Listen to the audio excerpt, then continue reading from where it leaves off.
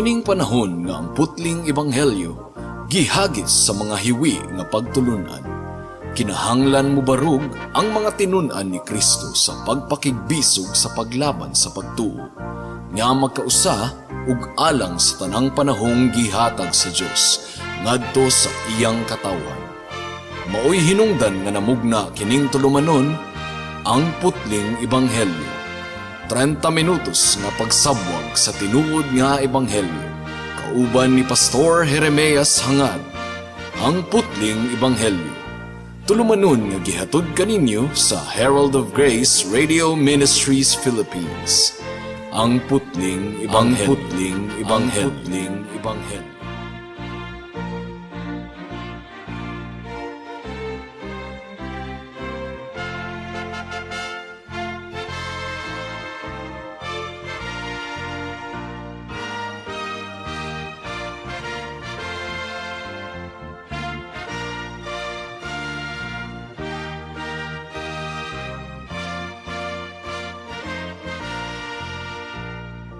Alang sa patukuranan sa atong pagpamalandong ning takna sa kahaponon, please turn with me to Romans chapter 5 verse 6.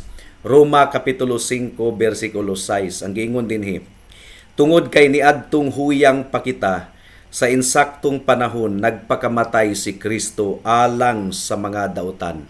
May the Lord bless the proclamation of His word at this moment.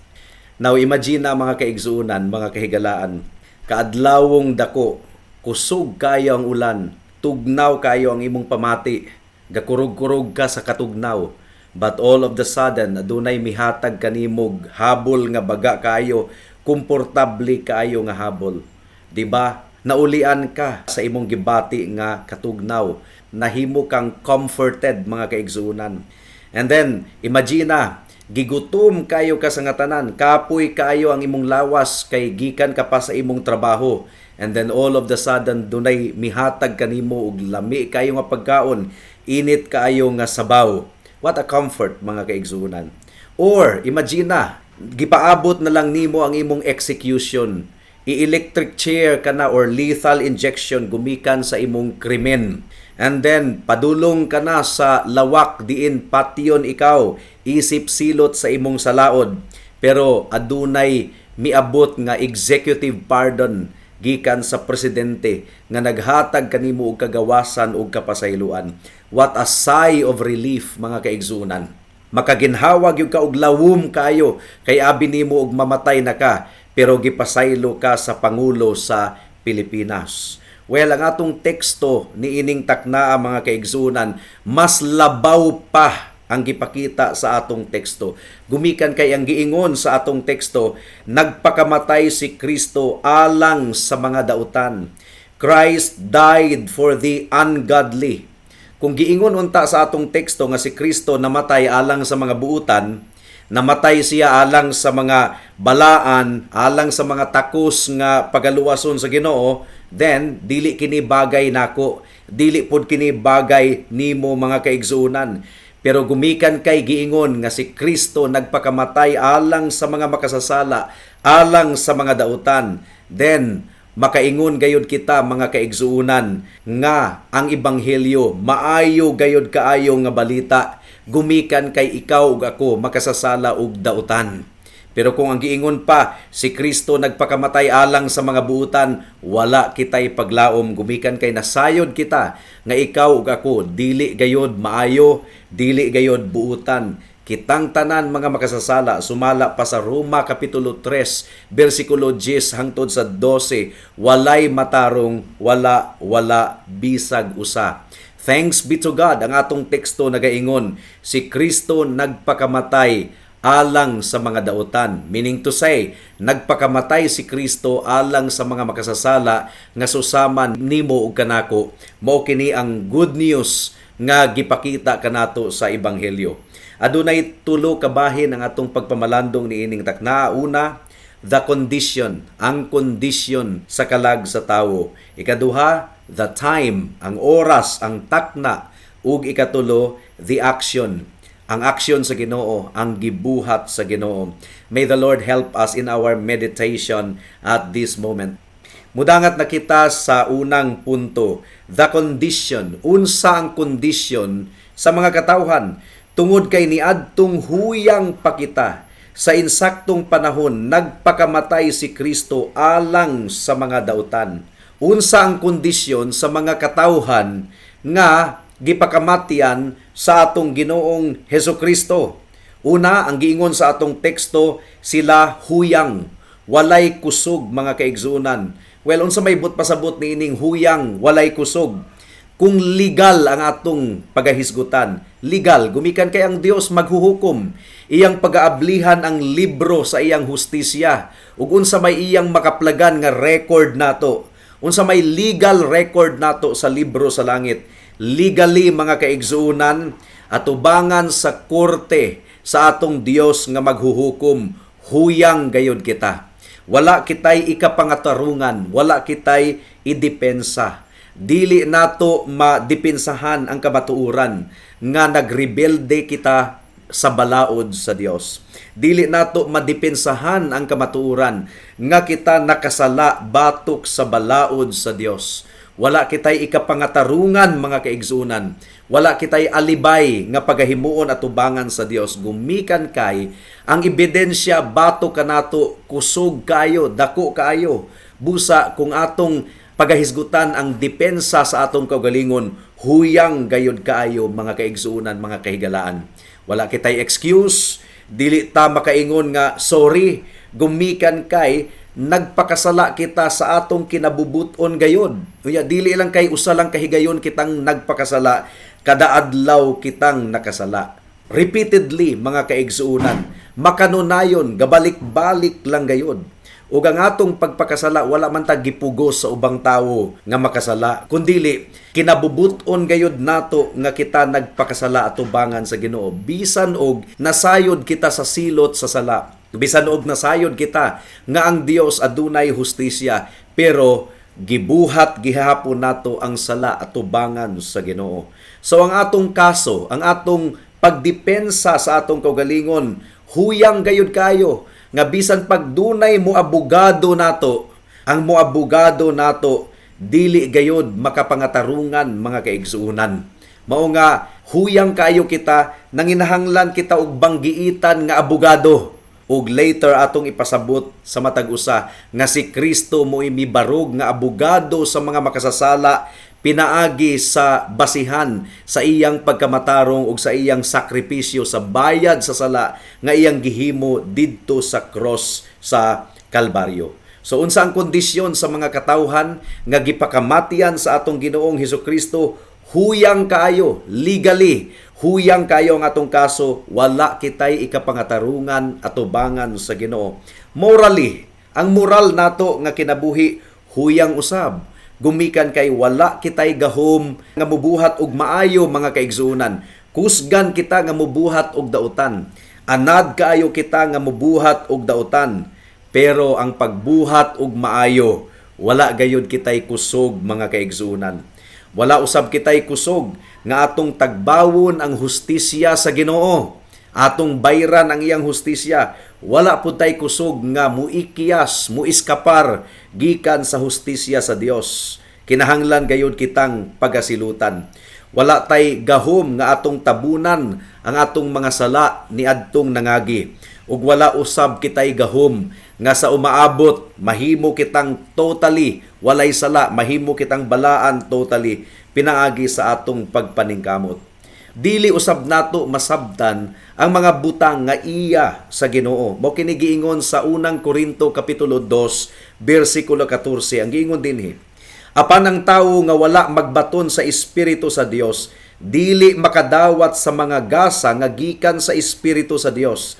Dili gayud siya makasabot niini og binuang kini alang kaniya, kay kini matugkad man lamang sa mga espirituhanong pamaagi. So you see, wala kitay gahom nga atong himuong balaan ang atong kaugalingon. Wala usab kitay gahom nga sundo nato ang kabubuton sa Ginoo perfectly nga walay sipyat, ug mao kini ang requirement sa Ginoo alang sa atong kaluwasan. Perfect obedience. Pero wala kitay gahom nga atong sundon ang balaod sa Ginoo perfectly. In other words, wala tay gahom nga muluwas sa atong kaugalingon gikan sa tunglo sa Dios o gikan sa silot sa atong sala. There is nothing sinners can do to save themselves or to remedy their lost condition. Mao nga nanginahanglan gayud kita og gamhanan nga manluluwas mga kaigsuonan. Nanginahanglan kita og gamhanan nga mo sakbit kanato gikan sa silot sa kamatayon didto sa impyerno. Matud pa sa Juan kapitulo 6 bersikulo 44, wala usab kitay katakos nga moduol kang Kristo sa atong kinaugalingong kabubuton lamang. Dili kita ganahan ug dili kita makahimo. Ang giingon dinhi sa John 6:44, walay tawo nga makaduol ngari kanako, gawas lamang kung ipaduol siya sa Amahan nga nagsugo kanako ug banhawon ko siya pag-usab sa katapusang adlaw. So, huyang kita legally, huyang kita morally, spiritually, huyang usab ang kondisyon sa tawo nga wala pa makaila sa atong buhi nga Dios. Niadtong ang tawo misupak sa atong Ginoo, namatay siya spiritually. Gibiyaan siya sa balaang espiritu. Matod pa sa Ephesians chapter 2 verse 1 and verse 5, patay siya spiritually. Dili siya makabangon aron mo balik sa Ginoo ug makig-uli sa Ginoo sa maayong kabubuton. Samara sa patay nga gilubong didto sa sementeryo nga dili gayod makabangon aron mo pauli sa balay sa iyang amahan ug inahan. Dili makabangon gikan sa lubnganan mga kaigsuonan. Ingon ana usab ang atong kalag atubangan sa Dios. So mo kadto ang unang kondisyon. Matud pa sa Romans 5:6 sa atong teksto, kita huyang kayo. Ikaduha nga kondisyon nato, kita dautan. Dautan kita. Ang giingon sa atong teksto, tungod kay niadtong huyang pa kita sa insaktong panahon, nagpakamatay si Kristo alang sa mga dautan.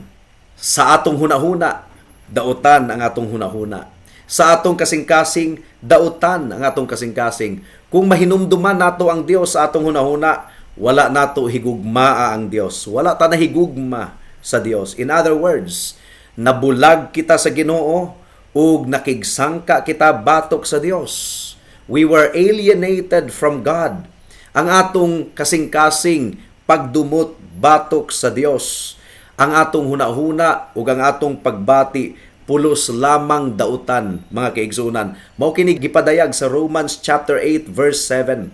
Ang giingon dinhi, tungod kay ang hunahuna sa unod pagdumot batok sa Dios. Tungod kay kini dili mahimong mapailalom sa balaod sa Dios ug imposible gayod nga mahitabo kini. So kining duha ka kondisyon sa tawo nga gihisgutan sa atong teksto sa Romans chapter 5 verse 6. Una, wala kitay kusog, huyang kita. We were destitute of power in any way. Sa bisag unsang paagi, dili nato maluwas ang atong kaugalingon gikan sa silot sa atong sala. Ikaduha, dautan. Wala kitay kabubuton nga mubuhat og matarong. Ug dili usab nato madawat ang kaluoy sa Dios pinaagi sa manluluwas. So, napabay mas grabe niini nga kaso mga kaigsuonan nga wala kitay gahom, wala usab kitay kabubuton nga buhaton ang gisugo sa atong buhi nga Dios. Wala kitay gahom o wala kitay kabubuton nga muikyas gikan sa tunglo sa umaabot. Mao kini ang kaso nimo ug mausab kini ang akong kaso. Mao kini ang bad news mga kaigsuonan. Pero ang good news, si Kristo nagpakamatay dili alang sa mga buutan, dili alang sa mga takos nga mudawat sa kaluwasan, walay takos bisag isa. Mao kini ang good news. Nagpakamatay si Kristo dili alang sa mga santos mga kaigsuonan. Nagpakamatay ang atong Ginoong Hesukristo alang sa mga dautan. Grasya gayud kini kaayo mga kaigsuonan. Niadtong huyang pa kita, niadtong wala kitay kusog, nagpakamatay si Kristo alang sa mga dautan. Ikaduhang punto, the time, ang takna. Kanus-a nagpakamatay si Kristo. Kanus-a niya gisakripisyo ang iyang kaugalingon alang sa mga makasasala nga susama nimo ug susama kanako. Ang giingon sa atong teksto, sa gitakdang panahon sa Dios, nagpakamatay si Kristo alang sa mga dautan. Ang buot ipasabot niini, walay aksidente at tubangan sa Dios, mga kaigsuunan. Ang kasalanan sa katawhan miabot na gyud sa pinakatumoy, pinakagrabe na gayud kaayo. Niadtong mianhi si Kristo dinhi sa kalibutan, gidid-an nila ang atong Ginoong Hesukristo. Ilang nakita ang pagkabalaan sa atong Ginoong Hesukristo, pero niadtong gipapili sila. Tali kang Kristo o kang Barabas nga kriminal. Ilang gipili ang kriminal, mga kaigsuunan. Ilang gipili ang dautan, si Barabas. Ingon adto kadautan ang mga tawo. Niadtong mianhi si Kristo dinhi sa kalibutan. Kung sa salida pa, climax na gyud ang pagkadautan sa tawo. Niadtong gitakdang panahon, grabe na kaayo ang katawhan. Si Kristo nagpakamatay alang sa mga dautan. Sama si Kristo ni adtong bronze nga halas nga gituboy ni Moses didto sa kamingawan. Gumikan kay ang mga tawo napaakan og mga bitin, nangamatay ang daghan, pero miingon si Moses, tutok kamo sa bronze nga halas aron dili kamo mamatay. Ug gipasabot kini sa bag-ong tugon nga kadtong bronze nga halas gikan mismo sa baba sa atong Ginoong Hesukristo naga-represent kadto kaniya nga kung kinsa ang mututok sa atong Ginoong Hesukristo alang sa atong kaluwasan, dili kita malaglag, dili kita mamatay. So si Kristo ang gituboy didto sa cross sa Kalbaryo aron ang mga makasasala nga mututok kaniya, dili gayod malaglag. So miabot si Kristo dinhi sa kalibutan, mianhi siya dinhi sa kalibutan, niadtong ang tawo gahuna-huna gayod nga bright kayo siya.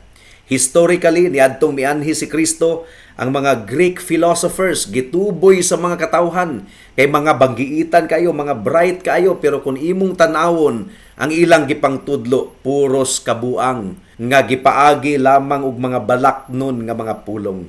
Sa kaalam sa tawo, wala gayod nila mailhi ang Dios pinaagi sa ilang kaalam. Mao kini giingon sa unang Korinto kapitulo 1 bersikulo 21. Kay sa iyang kaalam, maoy pagbuot sa Dios nga walay makaila kaniya pinaagi sa tawhanong kinaadman. Apan gibutan sa Dios ang pagluwas ni adtong mutuo pinaagi sa ilang giingong binuang nga mensahe nga maoy among giwali. Well, sa wala pa mianhi si Kristo dinhi sa kalibutan, duna ba'y relihiyon ang mga tawo? Duna. Dunay pagano nga relihiyon, duna po yung mga rituals and ceremonies, pero puros dautan, mga kaigsunan. Kung imong tun-an ang kasaysayan katong mga pagano nga mga templo, grabe kayo ang pagkadautan. Dunay mga male prostitutes, dunay mga female prostitutes sa ilang mga ritual. Ug bisan ang ilang giila nga mga pari ni adtong tungura ga kinabuhi nga immoral. So ang ilang relihiyon dautan, unsa na lang ang ilang ordinaryo nga kinabuhi, mga kaigsuunan. Pero ang pangutana, wala ba'y tinuod nga relihiyon? Sa wala pa mikanaog si Kristo dinhi sa kalibutan, wala gyoy tinuod nga relihiyon? Duna ang mga Hudiyo. Pero ang nahitabo sa relihiyon sa mga Hudiyo, ang balaod sa Dios, ilang gitabunan pinaagi sa ilang mga rituals, ilang gitabunan pinaagi sa ilang legalism, ilang gituok ang balaod sa Dios, ilang gisuppress, mga kaigsuunan. Unsa man ang relihiyo sa mga Pariseyo, niadtong mianhi si Kristo dinhi sa kalibutan. Relihiyon kadto sa mga tawo nga gibuutanan gayud kaayo sa ilang kaugalingon. Sa sumbingay sa atong Ginoong Hesukristo, adunay usa ka Pariseyo nga nagpasalamat sa Ginoo nga dili kuno siya dautan, dili pareho sa ubang mga tawo nga mangililad. Pero sa bulsa ni adtong Pariseyo matod pa ni Jesus sa Matthew chapter 23, mao kini gibuhat sa mga Pariseyo nga ilang giilad ang mga babaying balo ug ilang giilog ang ilang mga kayutaan ug kabtangan. Ang mga Saduceo during the time of Jesus Christ, Saduceo usa kini sa mga religious leaders at that time. Dunay mga kabit nagkinabuhi sa immoralidad. Mao kadto ang kalibutan niadtong si Kristo mianhi dinhi, mikanaog dinhi. Og kung gilit-an unta sa Ginoo kadtong mga tawhana, kung iyang gipuo kadtong mga tawhana, kung iyang gipamatay, walay sala ang Ginoo. Okay ra gayud unta gumikan kay ang Dios, Dios sa hustisya. Pero imbis nga ang Ginoo mopakanaog sa iyang silot ni adtong taknaa, imbis nga si Kristo puuhon niya ang tanang mga katawhan ug wala nagyoy bisag usa nga mahabilin gumikan kay ang tanan nakasala ug nakabsan sa himaya sa Dios unsa may gibuhat sa atong Ginoong Hesukristo. Nagpakamatay siya alang sa mga dautan aron sila maluwas, aron mabayran ang silot sa ilang sala. And that leads us to the third point, the action. Unsa ang aksyon ni Kristo? Unsay gibuhat ni Kristo alang sa mga dautan nga susama kanato? Gihimo niya ang pinakadako kaayo nga sakripisyo, mga kaigsuonan. Siya nga naghimo sa langit ug sa yuta, nahimo siyang batang puya nga naghigda didto sa pasungan sa Bethlehem. Siya nga nagbutang sa mga kabituunan sa langit. Siya nga naghimo sa tibuok universo. Mianhi siya ingon nga pobre nga anak sa usa ka panday. Ug niadtong si Kristo midako, niadtong nagwali na siya, nahimo siyang sulugoon sa mga sulugoon. Ug niadtong gihalad niya ang iyang kinabuhi didto sa cross sa Kalbaryo. Misinggit siya, natapos na. It is finished. But pasabot, ang sakripisyo nga gikinahanglan aron ang mga tawo maluwas kung mutuos sila kaniya, nabuhat na ni Kristo, natapos na. Ug salamat sa Ginoo, gumikan kay dili ra kadto ang gibuhat ni Kristo. Namatay siya ingon nga kapuli sa mga dautan. Namatay siya ingon nga kapuli sa mga makasasala. Ang mga dautan nga mauuntay takos nga pagasilutan, mauuntay takos nga magantos ug mudawat sa tunglo ug kapungot sa Dios. Si Kristo gibulontaryo niya ang iyang kaugalingon. Siya ang mibarog ingon nga kapuli. Siya ang nagantos, siya ang nagpakamatay. Giula niya ang iyang balaang dugo tungod ug alang sa mga dautan. Nagpakamatay si Kristo ingon nga mahimayaon nga tigpataliwala nga mibarog tali sa Dios ug sa tawo aron iyang mapalit ang ilang kaluwasan ug aron mabayran ni Kristo ang ilang pagtubos. In other words, nagpakamatay si Kristo alang sa mga makasasala nga susama nimo ug susama kanako aron mausab ang atong kondisyon. Imbis nga kita hukman, gipakamatarong kita kung mutuo ug musalig kita kang Kristo. Nagpakamatay si Kristo aron mausab ang atong kasing-kasing, aron kita mahimong balaan, aron kita magdumot sa dautan.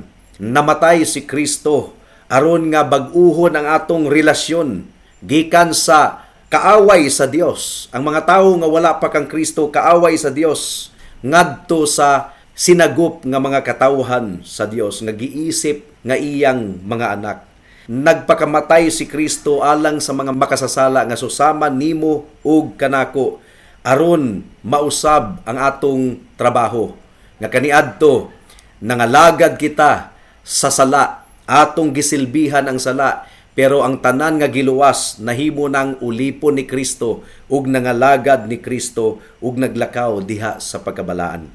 Nagpakamatay si Kristo aron ang mga makasasala nga susama nimo ug susama kanako adunay paglaom sa kinabuhing walay katapusan.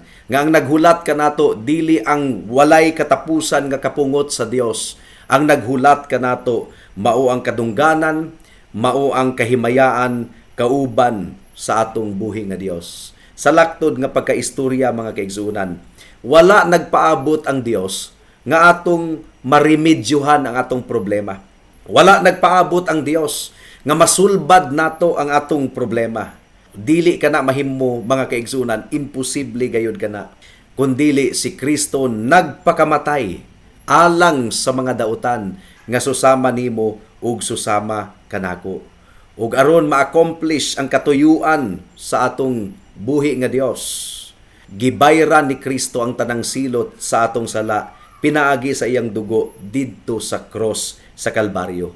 O giandam niya ang atong pulayanan didto sa langit. Kung ikaw naa kang Kristo, nagatamod kaniya, nagatuo ug nagasalig lamang kaniya alang sa imong kaluwasan, higala. With all the fullness of the Godhead, the Father, the Son, and the Holy Spirit, Jesus Christ is full of grace and truth. Ug ang tanang kagahom gihatag sa Dios kaniya. Siya ang nagdumala sa tibuok universo ug sa tibuok kalibutan. Ang atong Dios ug manluluwas mao ang andam nga mosapupo kanimo kung imo nang atubangon siya sa adlaw sa imong kamatayon. Dako kayo ang kaluoy sa Dios, mga kaigsunan, nga 100% God, nahimo siyang 100% man for the purpose aron mahimo siyang kapuli kanato, aron iyang iula ang iyang dugo didto sa cross sa Kalbaryo, aron iyang paliton ang atong walay katapusan nga kaluwasan. So, unsa may reaksyon nato niini, mga kaigsunan? Ang atong sala mo'y nakapahimulag kanato gikan sa Ginoo. Ug kung nabati nimo ang imong pagkadautan, siguro moingon ka nga, wala gyud ko'y kusog, pastor. Huyang ako. Dili nako mabuhat ang kabubuton sa Ginoo unsa may paglaom nako. Ang paglaom mao kini. Si Kristo namatay alang sa mga huyang, alang sa mga walay kusog. Moingon ka nga, dautan gayud kaayo ako. Duna pa ba ko'y paglaom? Dili nako mahimong bag-uhon ang akong kasigasing. Ang tubag niini, mga kaigsuunan, nagpakamatay si Kristo alang sa mga dautan. O kung ikaw ana-ana kang Kristo, kung mahulog ikaw sa kasalanan, remember, gibayran na ang imong sala. O gumikan kay gibag-o na ang imong kasing-kasing. Every time nga mudangup ka kang Kristo, naguol kaayo ka kay nahulog ka sa pagpakasala na usab, pasayloon ka sa Ginoo on the basis of His blood nga iyang giula didto sa cross sa Kalbaryo. Dili talikdan sa Ginoo, dili biyaan ang tanan niyang mga katawhan nga nagtuo ug nagsalig kaniya. Tanang mga panalangin nga ma-enjoy sa usa ka anak, ma-enjoy nato gumikan kay kung anaa kita kang Kristo, wala na kita niya giisip nga anak sa tunglo kundili iya ng mga anak nga iyang sinagup sa iyang pamilya. Dili ba dako kayo tag-utang kabubuton sa Ginoo, igsuon diha kang Kristo? So, unsa may mahitabo ka nato, kung anaa kita sa banig sa atong balatian, kung huyang kayo ang atong lawas, kung hunghungan kita ni Satanas og ipahinumdom niya kanato ang atong pagkadautan, unsa may atong buhaton, dili ta mo balibad. Atong angkunon nga dautan kita, pero ato usab nga isulti, Jesus Christ died for the ungodly, and that is the good news. Sa takna sa atong kamatayon, sa oras sa atong kamatayon, muatubang na kita sa Ginoo. Dili kita muatubang kaniya pinaagi sa atong kaugalingong pagkamatarong, kundili pinaagi sa pagkamatarong sa atong Ginoong Hesukristo. Mao nga dawaton kita niya sa iyang gingharian. Gumikan kay dili ang atong pagkamatarong ang iyang tan-awon, kundili ang pagkamatarong ni Kristo nga gisulob niya sa tanan nga mga mutuo ug musalig kaniya. Sa takna sa mga pagsulay, sa takna sa mga depresyon, sa takna nga kita anaa sa balatian, sa takna nga kita na discourage kayo, mao kini ang makahatag kanato og encouragement, mga kaigsuonan, nga si Kristo namatay alang sa mga dautan. Now, usbon ko pagsulti, kung giingon paunta sa atong teksto nga si Kristo namatay alang sa mga buutan, alang sa mga takos maluwas, dili kini good news alang kanato. Gumikan kay walay buutan, walay maayo, wala bisag isa. Ikaw higala, ako, kitang tanan mga dautan ug makasasala at tubangan sa Ginoo. Unsa may paglaom nato nga inig kamatay nato, inig balik sa Ginoo, dawaton kita niya sa iyang gingharian. Wala kitay paglaom kung gipasagdahan kita sa Ginoo sa atong kaugalingon. Salamat, dalaygon kayo ang buhi nga Dios. Gumikan kay nagpakamatay si Kristo alang sa mga dautan nga susama nimo ug susama kanako. Unsaon nga madawat nimo ang gasa sa kaluwasan, higala? Madawat nimo ang gasa sa kaluwasan kung ikaw maghinulsol. Imong angkunon uban ang dakong pagpaubos nga dili gyud nimo mahimong luwason ang imong kaugalingon. Dili ka makaluwas sa imong kaugalingon, ug kung musalig ikaw nga ang gibuhat ni Kristo igo na alang sa imong kaluwasan, ang Biblia tataw kayong nagsulti nga iya kang pagaluwason, iya kang pagasuluban sa iyang pagkamatarong, ang tanan nimong sala pagapapason Dili basihan sa imong pagabuutan kundili pinasikad sa pagkamatarong sa atong Ginoong Hesukristo nga iyang gisulob kanimo. Busa unsa pa may imong gipaabot higala. Gasaad ang Ginoo nga bisag unsa kuno kadautan kahugaw sa atong sala mahimo kining puti sama sa balahibo sa karnero kung musalig kita kaniya, mudangop kita kaniya uban sa dakong pagpaubos ug mudawat kita kaniya ingon nga atong Ginoo og personal nga manluluwas. Dawata ang Ginoo niining taknaa higala. Hinulsuli ang imong sala ug tuuhi siya ingon nga imong Dios ug manluluwas ug ikaw maluwas. Amen. Alang sa dugang nga mga pangutana, mahimong mo text kang Pastor Jeremias hangad sa 0935 744 3030.